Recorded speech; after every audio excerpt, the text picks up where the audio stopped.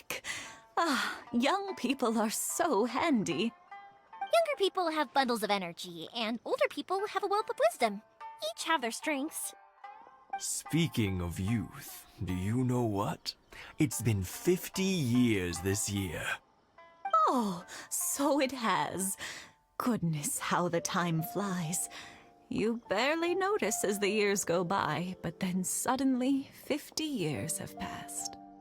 50 years since what? Some important day?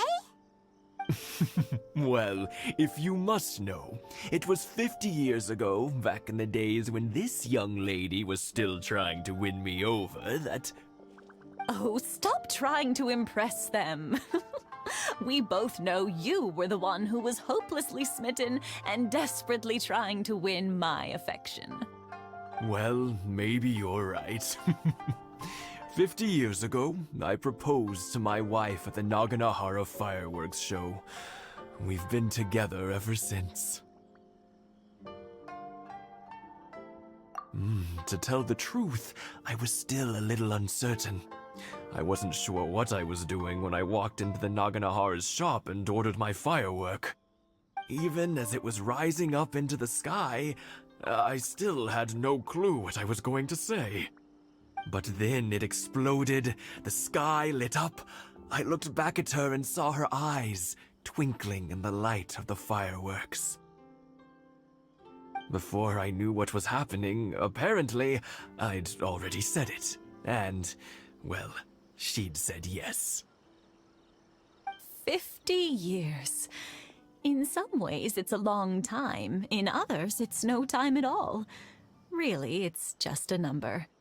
But 50 years of being together, now that is something worth commemorating. I had no idea it was your 50th anniversary. If I'd known, I would have made some extra fancy fireworks just for you. Oh no, it's quite all right. We always set off the same firework every year. It wouldn't be the same without it. Seeing that firework go off takes us right back to those days. Even at this age, we still look back with not a single regret. Ah, what a great relationship they have. Enough about us, though. Yoimiya, aren't you busy with the fireworks show coming up? Was there something you needed to discuss?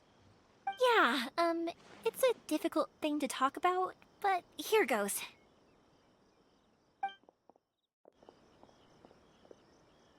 Sakujiro. So he came back. Huh? You know him? He was our boy's best friend when they were young. They were inseparable. They grew up together, shared everything with each other, and went everywhere together. But one day, they had a terrible argument. Sakujiro seemed to feel that Inazuma was too peaceful, and wanted to see what the outside world was like. But our Keisuke took after his father and mother. He felt that there was nothing wrong at all with being peaceful.